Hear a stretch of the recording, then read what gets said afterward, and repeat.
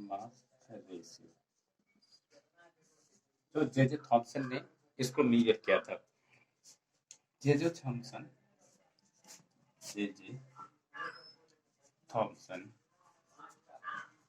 measured the ratio of charge by mass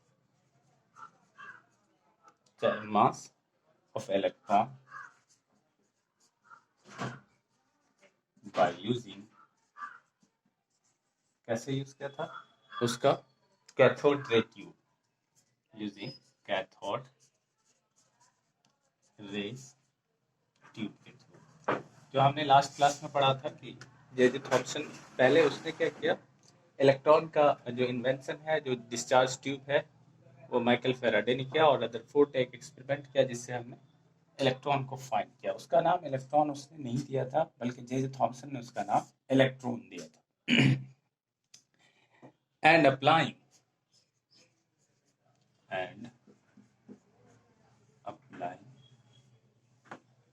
electrical and magnetic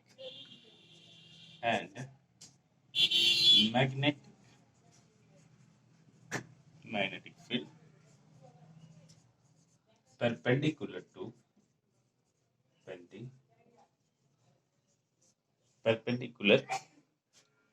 each other। Electric और magnetic field एक दूसरे के perpendicular था। As well as, इसके साथ साथ, as well as the path of electron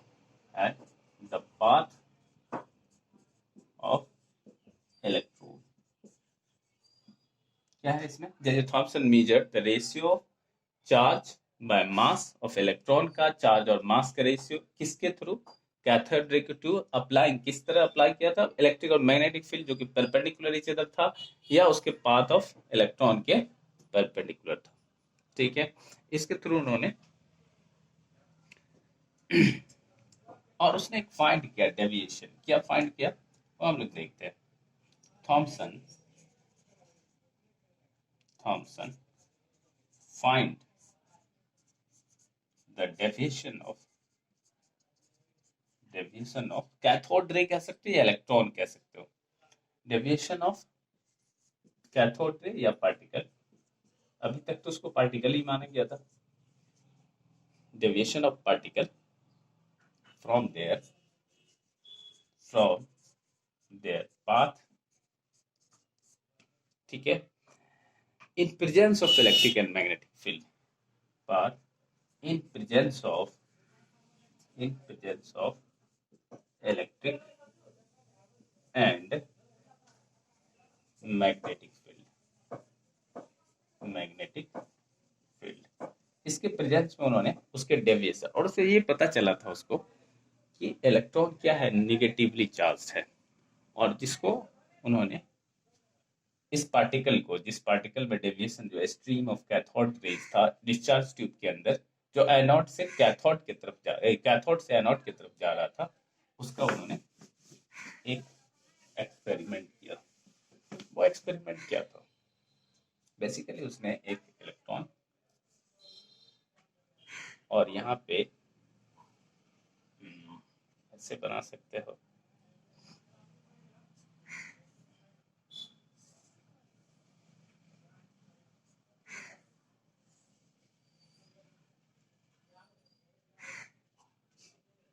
और यहाँ पे एक प्लेट उसने दिया, पॉजिटिव प्लेट और एक नेगेटिव प्लेट।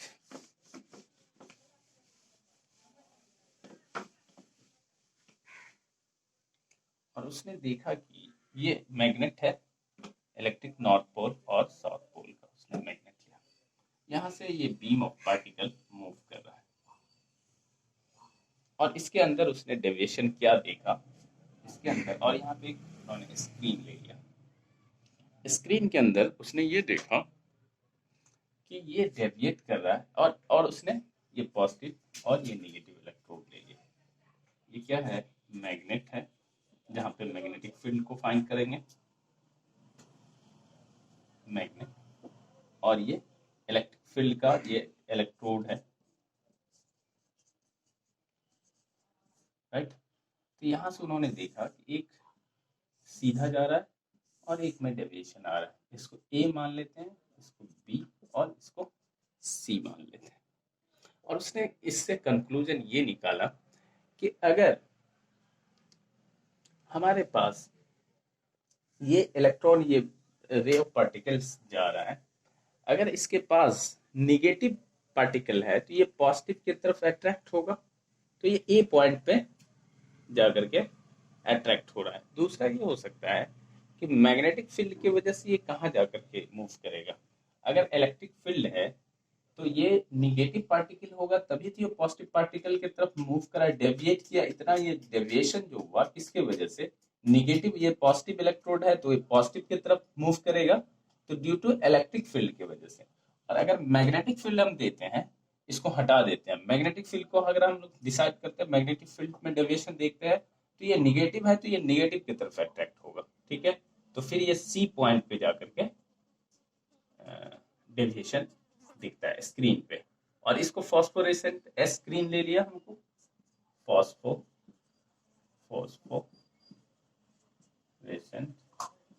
स्क्रीन ले लिया हमने, जो हमें दिखेगा। फॉस्फोरेसेंट अगर मटेरियल लेगा तो हमें दिखेगा, अदरवाइज नहीं दिखेगा। और ये डेविएशन इधर हमको दिख रहा है, ये डेविएशन, दोनों तरफ डेविएशन, ये इलेक्ट्रिक फील्ड की वजह से और ये मैग्नेटिक फील्ड की वजह से। अगर इस दोनों को हटा दे, इलेक्ट्रिक फील्ड और मैग्नेटिक फील्ड को हटा दे, इसमें कोई डेविएशन नहीं आता, तो फिर ये बी पॉइंट पे प्रोजेक्ट करेगा। तो इसी चीज को कंक्लूजन में उसने क्या देखा,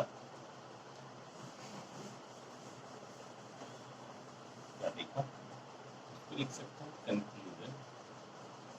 कंक्लूजन क्या था इसका, एक पॉइंट उसने देखा तो द मैग्नीट्यूड ऑफ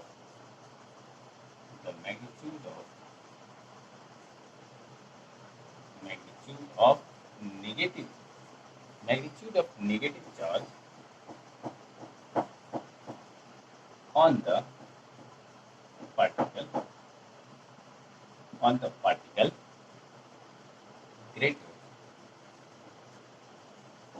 अगर अगर magnitude of negative charge particle पे ज्यादा होगा तो the magnitude of charge on the particle, negative charge अगर पार्टिकल पे ज्यादा होगा तो चार्ज का मैग्नीट्यूड भी ज्यादा होगा, greater the magnitude of the magnitude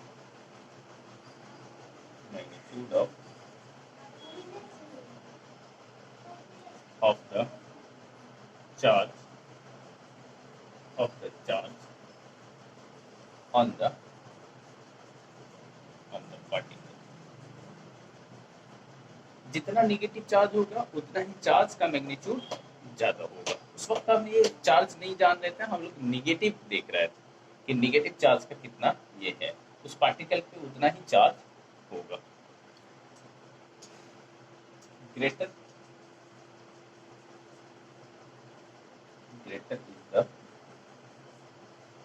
is the interaction greater is the interaction with the electric and magnetic, या फिर मैग्नेटिक और मैग्नेटिक फील्ड, and thus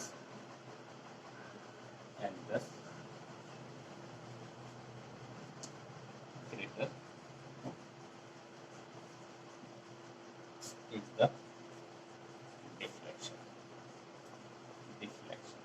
जितना ज्यादा चार्ज होगा, जितना निगेटिव चार्ज होगा, उतना ही उस पार्टिकल पे चार्ज भी ज्यादा होगा और उसका उतना ही इंटरेक्शन इलेक्ट्रिक या मैग्नेटिक फील्ड के साथ होगा, उतना ही ज्यादा मोर डेविएशन या डिफ्लेक्शन का फैक्टर है, ये दोनों ज्यादा होगा। दूसरा कंक्लूजन इसका क्या था, दूसरा कंक्लूजन था बी में, हम ये देख रहे हैं the mass of particle, the mass of particle, the mass of particle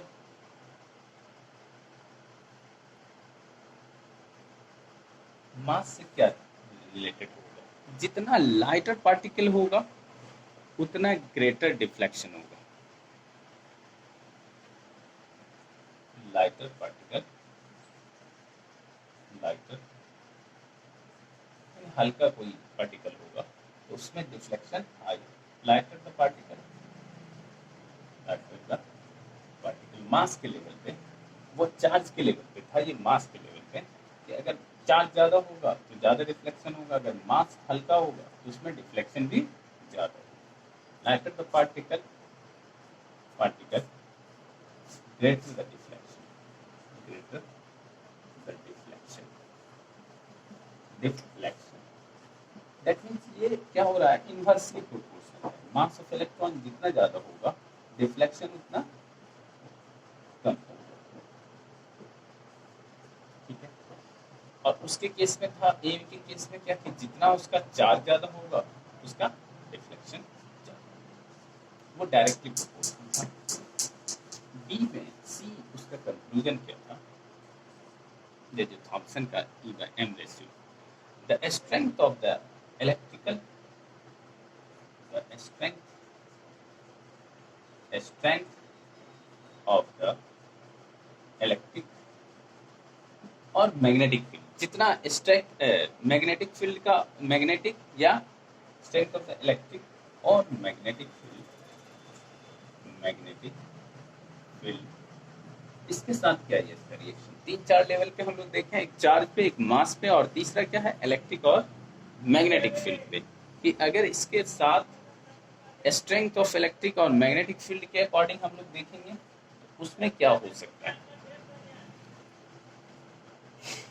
the deflection of electron, deflection of electron, the deflection of electrons from its original path, its original path increases with the increase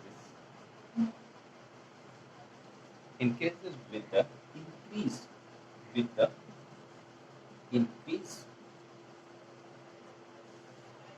the increase in the voltage, voltage में increase होगा in the voltage across the electron, across the electron, ठीक है। और the strength of the magnetic field सीधा हम लोग कह सकते हैं, और strength of the magnetic field, और हम इससे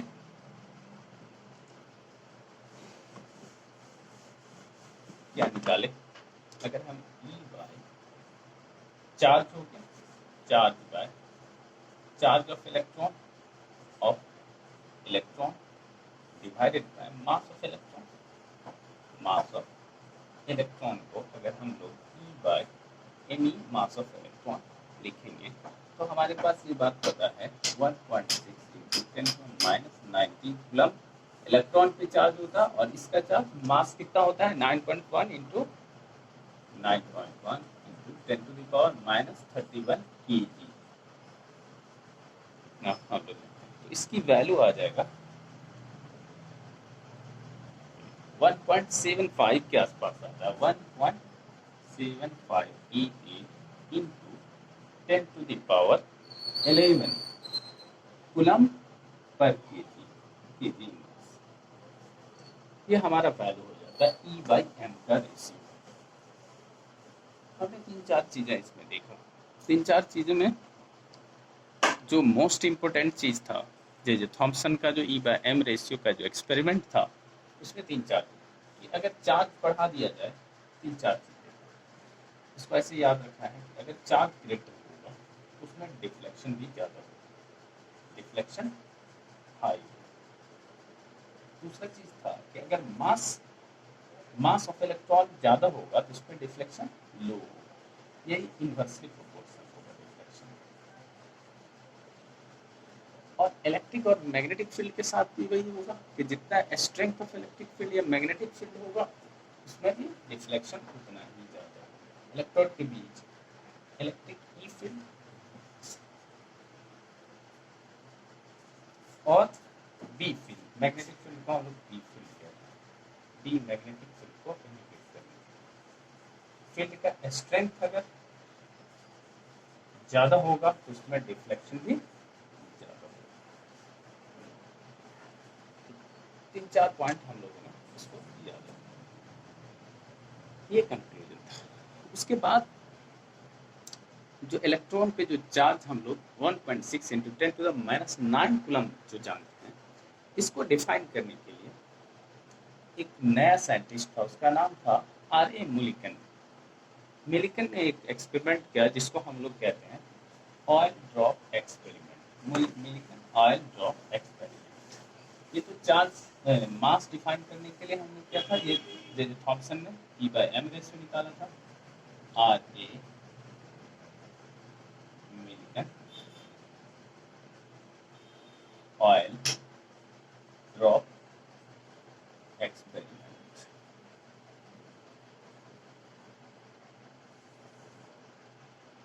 to define charge, to define charge of electron। Electron का चार्ज को डिफाइन करने के लिए ये एक्सपेरिमेंट किया गया था। इसमें क्या था, इसमें उन्होंने क्या किया, सिंपली इसको समझ लो।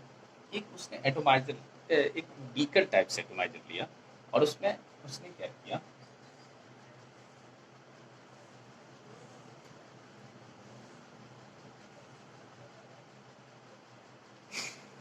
इसमें उसने कि एक चार्ज प्लेट ले लिया।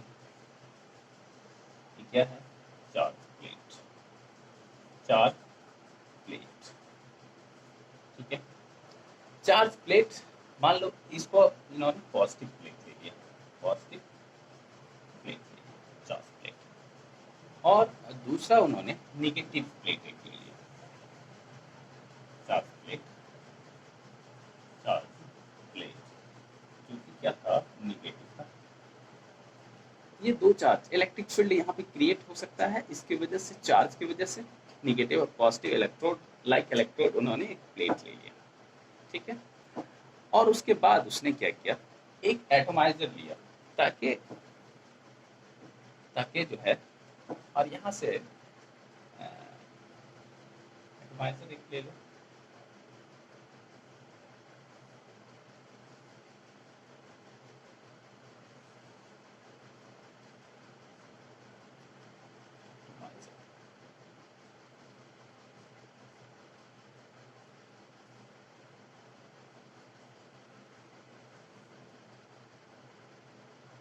कुछ इसी तरह का एटोमाइजर होता है, इसको हम कहते हैं एटोमाइजर।